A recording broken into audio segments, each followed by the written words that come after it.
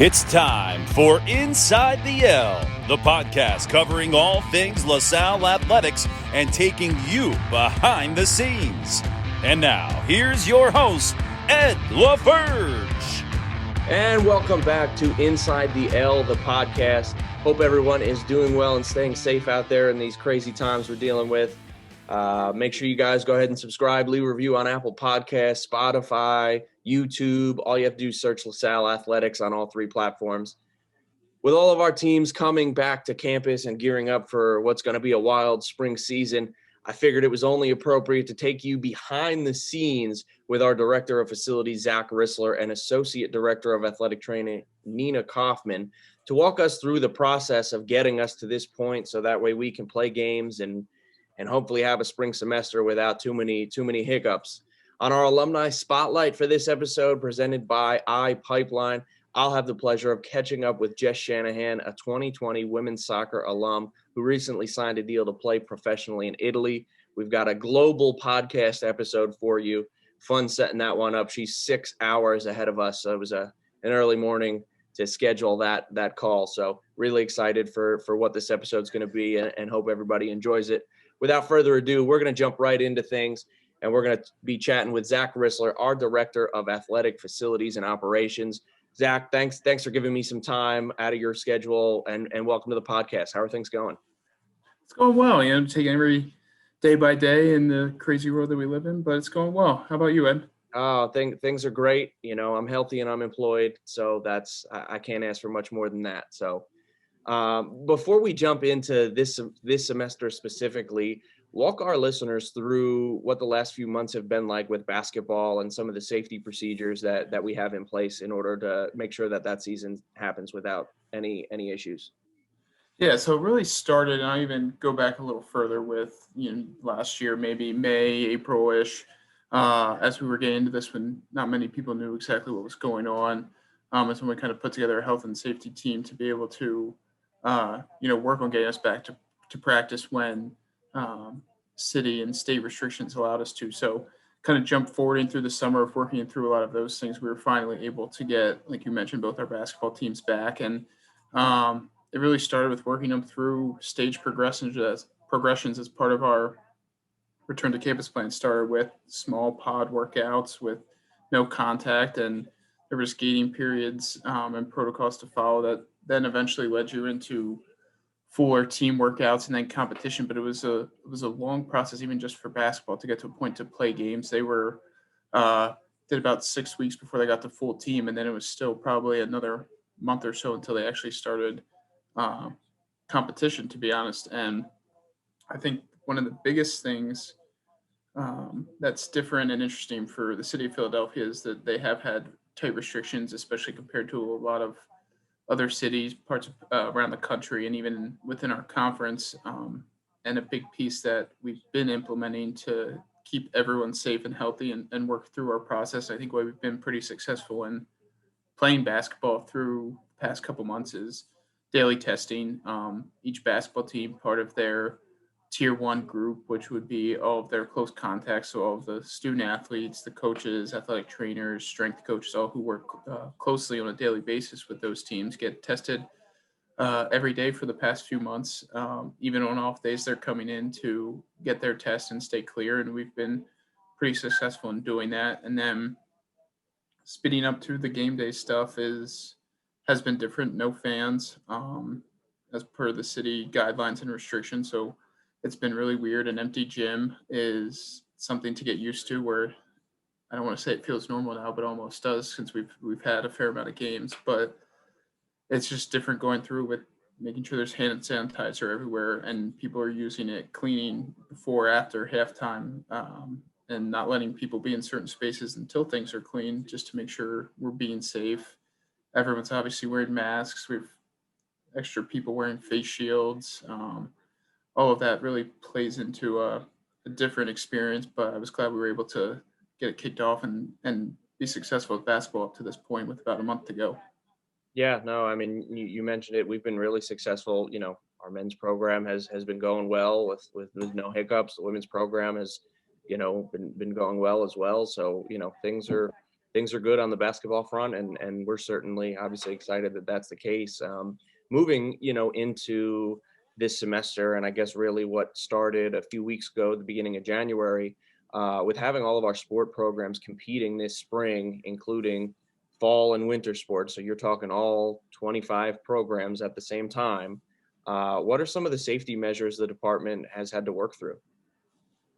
So one big thing again, and this kind of went back to for the small workouts that I talked about and progressing to team activity goes for all sports. I mean, there's some nuances on sport specific things, but it's the same process for all these sports that came back between January 3rd and up until school started a couple weeks ago, have to follow the same progressions, build up to get to the competition piece, which is part of it. And then what we've really been diving into recently with competitions a few weeks out for all of those sports is looking at how each sport runs and differs, and basically taking what we've learned from basketball and implementing those types of safety measures to all the other sports as well. So you're looking at traditionally for a soccer game or field hockey game, there's ball runners all over the field. It's looking at how do we still provide a good experience with the ball runners? Is there changes we need to make to them prior to coming to the game, making sure they're distanced, things like that.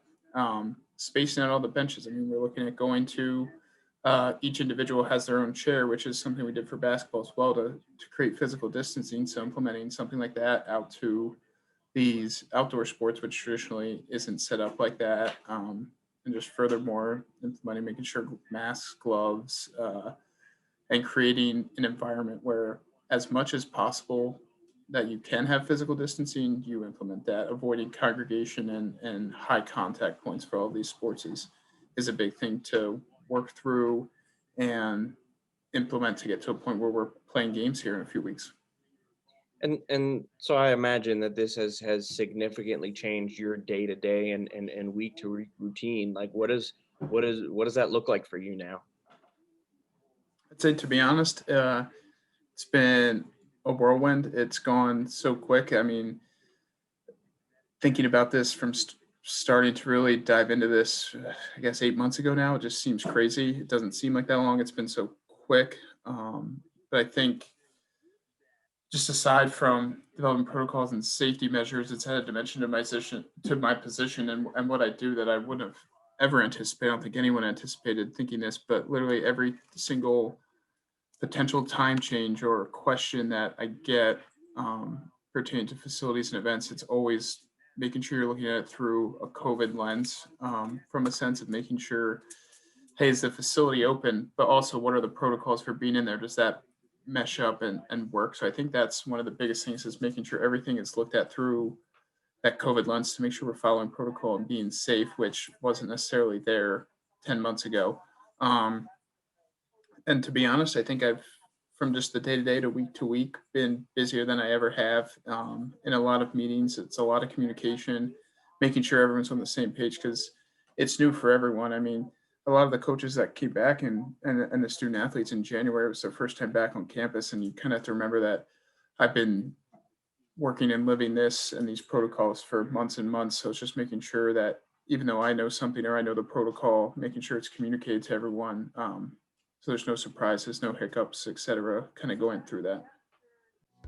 JRM Supplier Consulting strategic services include competitive sourcing analysis, development of supplier contracts, contract negotiations, supplier contract management, and relationship building. We will help you establish procurement methodologies and utilize best practices for competitive sourcing event development and management. We provide experiential benefits for HR, finance, accounting, marketing, IT, supply chain, sales operations, and legal. For more information, visit us online at jrmsupplierconsulting.com. Since 1974, Chiron Environmental Design has provided the highest quality landscape design and build services at the most cost-effective prices.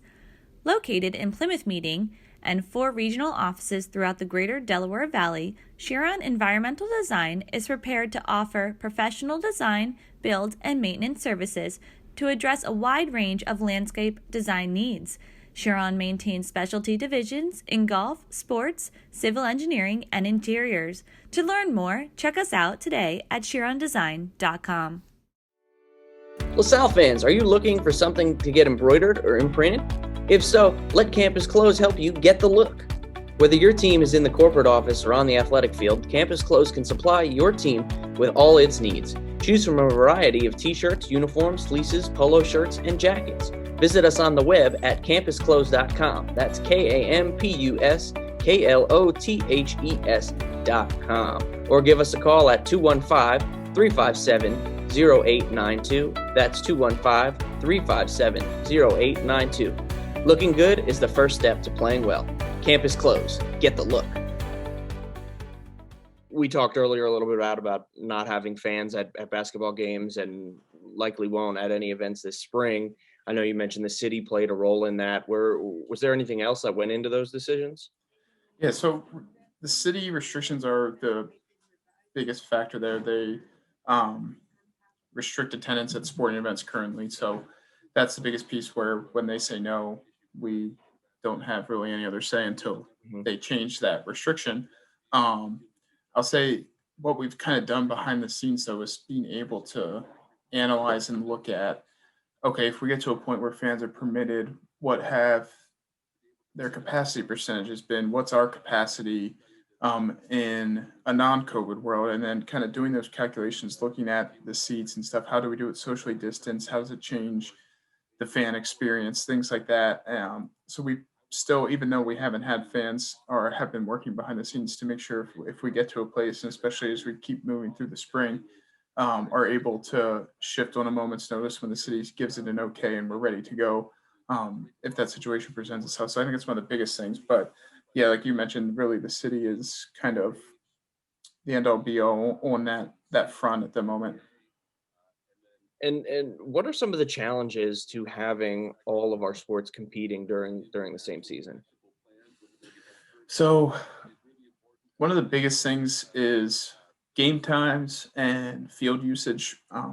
In previous years, obviously, some split up spring and traditionally for especially our outdoor sports, spring and fall sports, you have your few sports who are in season in the fall and then they're out of season in the spring. It kind of guides the flow of access to all these facilities, kinds of guides itself for who's in season. They get priority and we manage around the edges that way with scheduling and making sure everyone has what they need for in season. With everyone currently in season, and with starting with the pod workouts, there's a lot of challenge just to make sure everyone gets the right amount of time they need so they can compete and be competitive in all these games and matches coming up. So that's one big thing. And with our field set up, we aren't able to play baseball game. Well, when we're playing a baseball game, I should say, we can't play field hockey, either men or women's soccer or lacrosse, because the potential foul balls and how the fields are set up. So it makes it even more key on how things are scheduled, what game times they're scheduled. If we have, whereas like, let's say for staffing, we could have a baseball game and a soccer game at the same time. We'd have enough staff to run that. But with how it's set up, we have to stagger those game times and make sure everything still goes. We want to be able to host every event that we have. So it's just maneuvering those sort of items to make sure they all fit into place in the big scheduling puzzle. It's really one of the big things. And just making sure we have the appropriate staff everywhere. There might be softball going on while baseball is going on, which isn't too uncommon, but then you add in before and after both of those games, maybe lacrosse and soccer, which traditionally wouldn't always happen at the same time. So there are a lot of challenges, but I think we're equipped and have the plans in place to make it work and to get through this and provide the best experience for all the student athletes and coaches all spring. Yeah, it definitely sounds like a challenge, and I'm sure, your staff and the rest of the department is up for it, and, we'll do everything they can to make sure that these go off as they need to. Kind of to wrap things up, if you could give one piece of advice to the campus community to, remain safe and things that they could do to make sure that we can do everything without any hiccups, what would that advice be? So my biggest thing regarding policies, procedures, and advice to the COVID situation that's in place specifically for the campus community is these policies and procedures that we're working through the athletic department in our return to competition protocols or just from the university perspective and their policies and procedures, it's to keep everyone safe. We've been looking at guidelines and studying the COVID issues and getting advice for months and months and months on end. And we kind of know how to keep people safe and to mitigate the spread. So that's why, going back to that's why these policies and procedures are in place. They're not in place just because we say, or we want to just say, oh, you have to wear your mask because we want you to. It's because it's actually keeping you safe, keeping other people safe.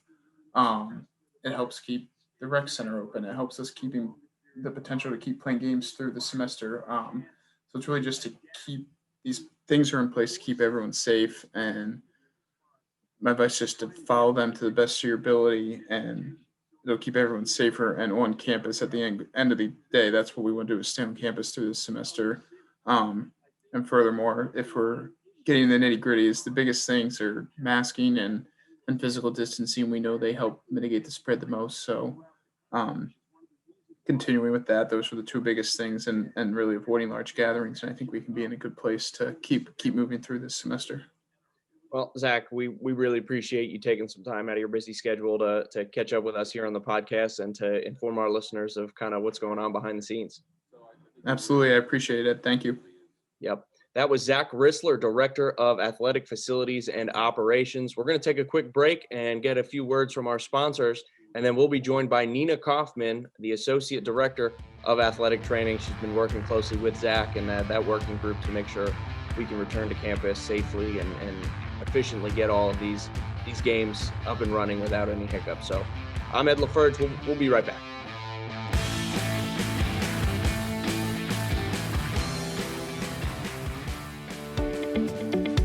Sports are back, and at LaSalle, they truly are something special. And boy, come game day, we take it to the next level. Fans are locked in, wearing their finest blue and gold. But it's only a real game day at LaSalle when you have done one more thing. Break out the Hers. Dial up the crunch with Hers Pub Pretzels. Going for the snack win doesn't get easier or tastier. You break out the crunchy dip receiver with Hers Ridge chips.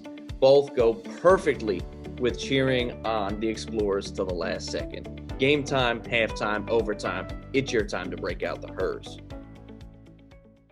Building a great team takes many years of practice. I'm Dennis Pagliotti, and at the Bricklayers and Allied Craft Workers Local 1 of Pennsylvania, Delaware, we've been practicing since 1865. Check us out at bac-1.org. That's bac-1.org. The men and women of IBEW Local Union 98 support LaSalle University and the Explorers. From the time of Tom Gola to Lionel Simmons, and to this day, the members of Local 98 have provided the electrical, wiring, and network needs for LaSalle. For more information, look us up online at ibew98.org.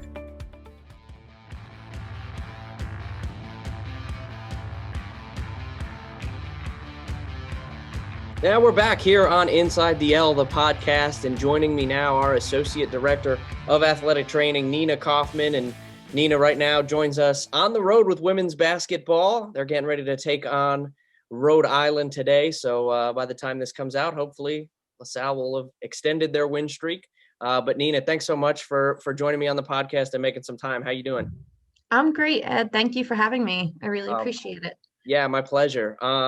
The last 10 months or so have been pretty crazy for everyone. Your office specifically has had a major role in our ability to get basketball up and running. What have been some of the new measures your office has taken? Yeah, they have been pretty crazy. So we function so much in the realm of the health of our student athletes. So we've had to really kind of take a second look at everything related to their healthcare as we provide for them on campus. So we were able to kind of expand our athletic training facility space, and we actually took over the mezzanine as an auxiliary space where the concession stand normally is during home games. So we've been able to spread out and kind of help maintain social distancing and capacity guidelines by using this extra space. So it's been really great to kind of have two spaces that we can use so that not everyone's all together in one small room. also, we've had to follow guidelines from the Philadelphia Department of Public Health. And so they came out with guidelines saying that any indoor high contact risk sport, which basketball is because, they spend a fair amount of time in close contact with each other. Any high contact risk sport that is played indoors has to be tested every day. So that is something else that we've had to implement. We've been doing daily rapid antigen testing for our basketball teams, as well as some other sports who fall into that category, just to make sure that they're participating safely every day and that we're able to kind of keep a tab on their COVID status so that we know if anyone's not feeling well or if they are symptomatic or if they test positive, we know we're really the first ones to know. We know right away, and we're able to kind of address it appropriately. How has your working group gone about making decisions? I imagine different agencies, you mentioned the city of Philadelphia, but I imagine other, CDC guidelines, that type of stuff have played a role in guiding how, you've kind of navigated this process?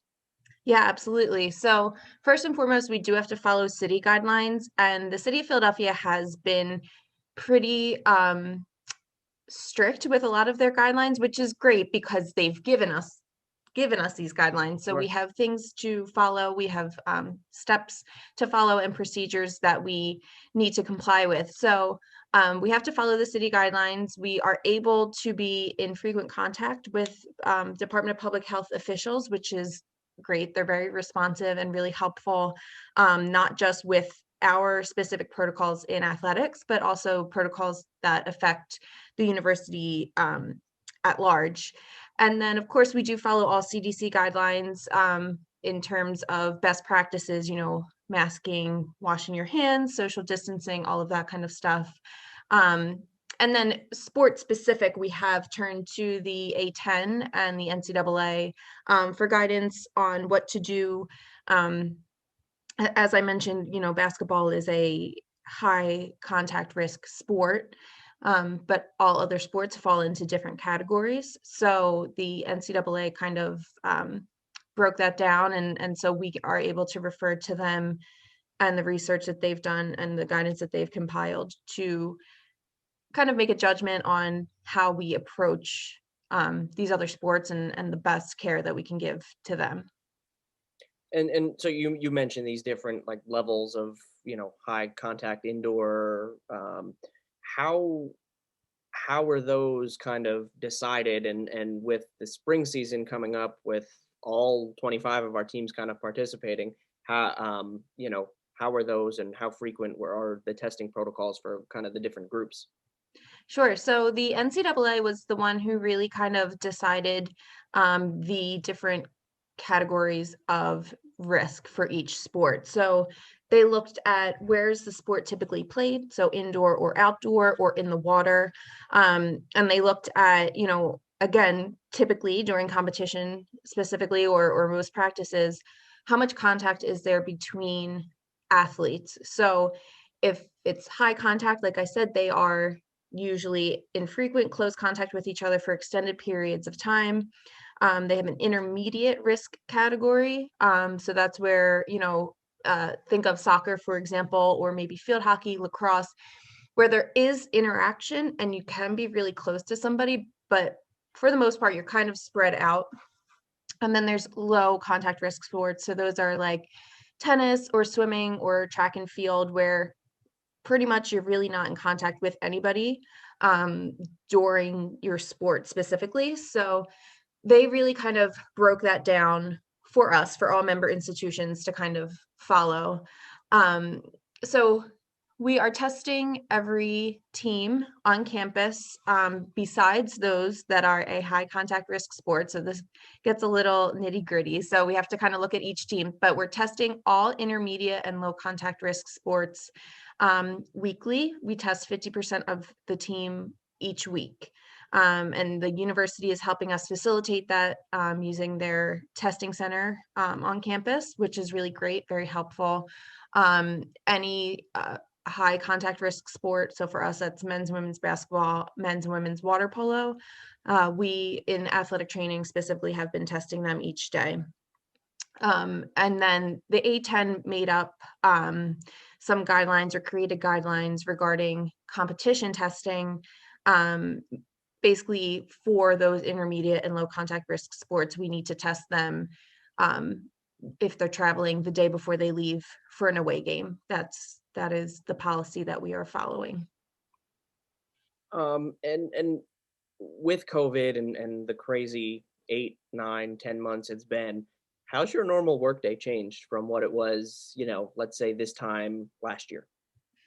Yeah, I think the biggest thing that's changed for us in terms of a daily responsibility is the testing piece. So for those high contact risk sports, again, men's and women's basketball, primarily that's where we started. And then of course added in the water polo teams. We have to test those student athletes prior to them doing anything in the building at all. So for most of them, that means practice, but some of them will come in earlier for treatment with us, or they might come in to meet with a coach or something along those lines. So we have to really be communicating with them to understand what their schedule is, to make sure that we're testing them prior to any time in the building whatsoever. And then I think overall, another really big change, something that's been pretty significant for me, is just communication with other departments. So, I'm talking to people in the university who I've never thought I would meet or would need to interact with. For example, I speak frequently with the director of procurement regarding ordering different supplies, or I'm in touch with the newly created contact tracing and case investigation teams for different COVID cases across campus. Of course, we have a new team physician who I'm in constant contact with. So I think that's been really different because, it's just more meetings on the calendar. But what's been really awesome is getting to meet these people and getting to interact with them, kind of have them understand what it is that we do. And they have been so helpful. Everyone's been really great and able to kind of pull together and help all different departments across campus get things done for the sake of the students and the student athletes. And just to clarify, when we talked to Zach a little while ago, and he had said it's the tier 1 folks that are in those testing categories. So and that tier 1 it's the student athletes, it's the coaches, athletic trainers like yourself and your staff, and then the strength and conditioning coaches, correct? Correct, yes. Okay. Now, what are different measures the LaSalle community as a whole can take to ensure that we are being vigilant and keeping campus as safe as possible during these times? Yeah, I think there's nothing I can say that's groundbreaking or new. I think just follow the best practice guidelines. Make sure that you're wearing a mask. Make sure that you're washing your hands. You're keeping your distance. I think understanding that we are on a campus and are in a campus community is key to really taking that personal responsibility seriously and understanding that, this is all of our job now. I mean, whether you want it or not, it's all of our job to keep ourselves safe, keep each other safe. So definitely following those best practice guidelines that are posted everywhere at this point in time, and also don't hesitate to remind others, either your classmates or your coworkers or whatever the case may be. Just say, hey, can you please pull your mask up? You might feel a little annoying, or you might feel like it's not your place, but I think it definitely is. So I think just following those guidelines, making sure that you are holding others accountable and holding yourself accountable. Those are the biggest things. Well, I hope everybody listens to those words, Nina, and we can hopefully get back to a more normal place sooner rather than later. We thank you so much for taking some time out of your busy day and joining us here on the podcast. Okay, thanks so much, Ed. I appreciate it. Yep, that was Nina Kauffman, Associate Director of Athletic Training here at LaSalle University. Coming up next, it's our Alumni Spotlight presented by iPipeline. We're going to have Jess Shanahan, a 2020 women's soccer alumni. She's going to be joining us on the hotline all the way over in Italy. So stay tuned for that. We'll have some words from our sponsors, and we'll be right back.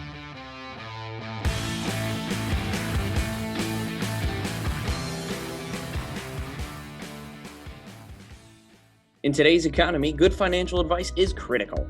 That's why it's important to work with a team of dedicated financial advisors committed to listening to you, understanding your concerns, and helping you make sure all aspects of your financial life are aligned. At Crow Wealth Management at UBS Financial Services, we strive to provide advice tailored to your individual circumstances and all you'd like your wealth to achieve. Talk to us about how we can help you embrace your financial future with confidence. Reach out to Chris Crow at 609-677-2243. It's time to get a health plan that's perfect for times like this. A plan that has you covered for free doctor visits 24/7 with telemedicine and more. Get the plan more people choose than any other. Call 1-855-251-3131 today to get an Independence Blue Cross plan. Peter Bucksbaum founded Philadelphia Mortgage Company with one goal in mind: to help people make smarter, better informed financial decisions when looking to purchase a home. With 40 years of experience and well over 10,000 clients served, PMC is committed to providing financial solutions and guiding individuals through the mortgage process. For your mortgage need, call Peter Bucksbaum at 215-740-8999 or visit philadelphiamortgage.com.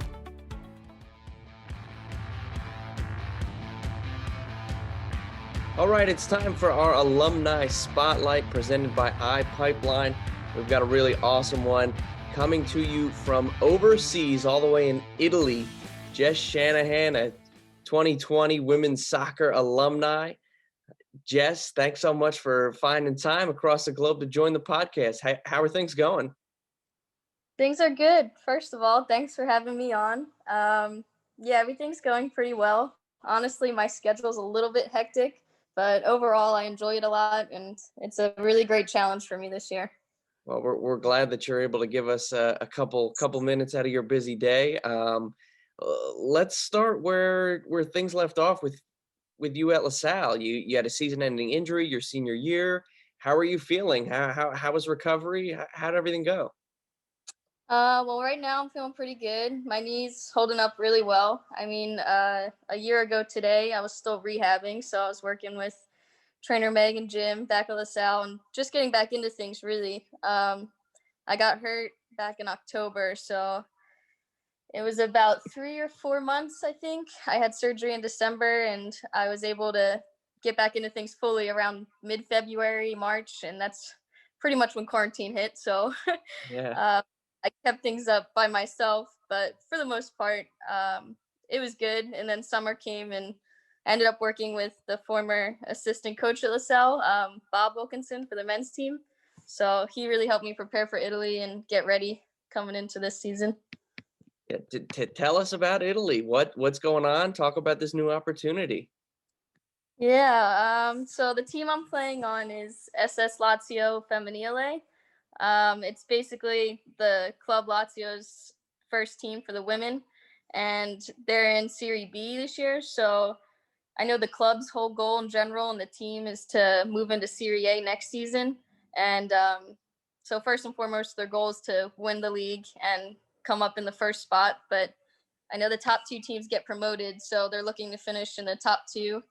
And currently we're sitting in third, but we still have some games to make up and catch up to other teams in front of us because of COVID and some different games that have been canceled along the way. Yeah. So what's that been like? Like, how did that come about? How'd they find you? How'd you end up signing with them? Talk to us about that process a little bit. Yeah, so I had two former teammates who did the school program that I'm in over here, which is Soccer Management Institute with the American University of Rome. And with COVID hitting and stuff, I knew finding a team overseas just to play soccer was going to be a little bit more difficult. So I'm here studying at the same time, but I got an unexpected email over the summer from this club in particular, saying that they wanted me to come play for them in Italy. So it kind of was a surprise to me to get that email in August and be able to come over here knowing that I was going to come train with this team. So I've been training with them for a few months now, but the documentation process and registering has been a very complicated and long process. So I'm just now able to officially start playing in matches and stuff, which is awesome. I'm very excited about that. So have you played in any matches yet? I've gotten to play in one so far, and it was very different than back in the States, Yeah.